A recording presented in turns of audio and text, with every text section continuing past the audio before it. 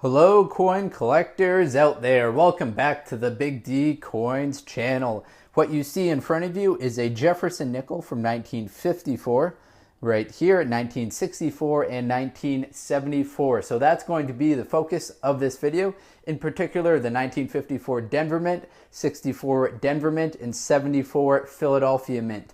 We'll get into the reason why a little bit later in today's video, but we're going to discuss the mintages, mint marks, as they did change the location of the mint mark in between these 2 years right here, the values and survival estimates, the metal content, and error coins. But before we get into that, let me give a quick reminder to subscribe to the channel if you haven't done so already.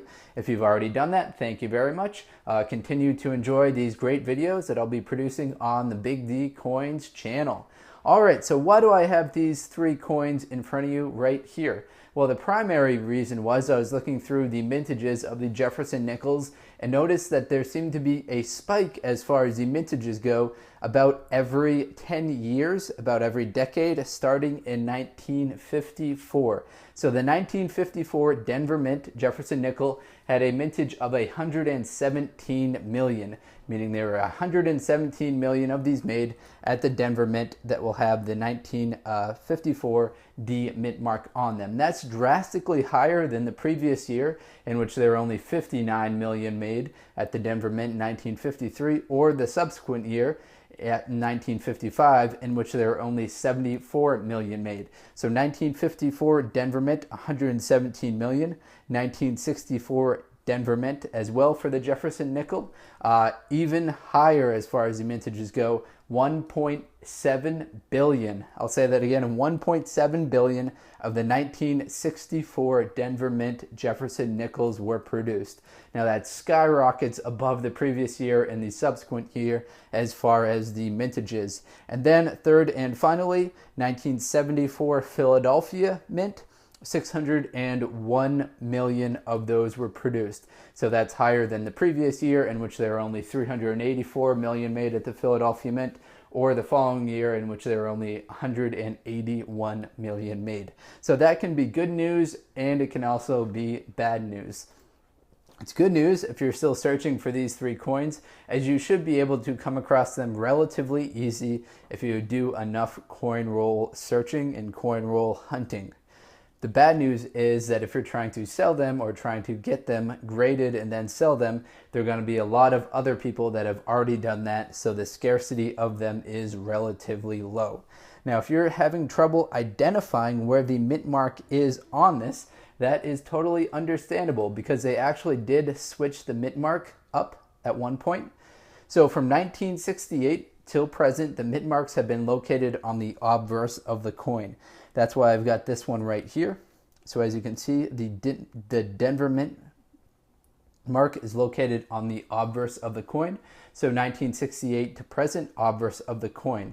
1968 to 1979, actually no mint marks for the Philadelphia Mint. So keep that in mind. 1968 to 1979, no mint marks for the Philadelphia Mint. Prior to 1968, so for instance, this one right here, the mint mark is located right there. So this one right here doesn't have a mint mark on it, indicating that it is from the Philadelphia Mint. This one right here has a Denver mint mark on it. So that's where the mint mark will be located if you've got a nickel prior to 1968. 1968, they moved all of the mint marks to the front of the coin. So keep in mind that there weren't any Philadelphia Mint marks from 1968 until 1979. All right, now let's get into some of the other details. One of the cool parts of the PCGS website that I like to look at is when you click on the value of the coin, you can go down to the rarity and survival estimates, and that will tell you how many have estimated to have survived in all grades, mint state 60 or better, and mint state 65 or better. So for the 1954 Denver Mint nickel, there is an estimated 10,000 to have survived at a mint state 65 or better. For 1964, same amount, 10,000 estimated to have survived mint state 65 or better. For the 1974, though, interestingly, that number is skyrockets higher. So there are 54 million estimated to have survived at a mint state 65 or better. So the MS66 is much more scarce than a mint state 65, and interestingly, they have not graded any at a mint state 67 for that 1974 Philadelphia mint. Jefferson nickel. If you've got not that 1974 Philadelphia mint nickel and it could be graded a mint state 67, you've hit an absolute home run. If it's going to be just graded mint state 65, then it's going to join the crowd with many other of those that have been made. And now we talked about the mintages, the mint marks, the values, and survival estimates. Now let's get into the metal content. So the metal content of these coins is unfortunately not going to be worth too much. Some of the wartime nickels that were made from 1942 to 1945, those will have silver in them and be worth more than face value.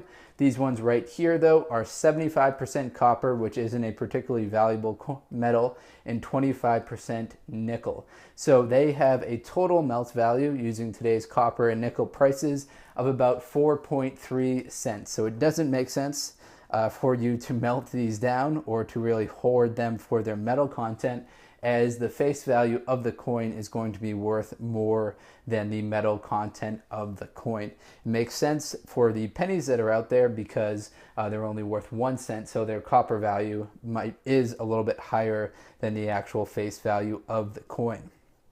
And now the final section, the error coins for these three: 1954 Denver Mint, 1964 Denver Mint, and 1974. Unfortunately for the 1964D and 1974 Philadelphia Mint, there are no error coins documented in the Cherry Picker's Guide.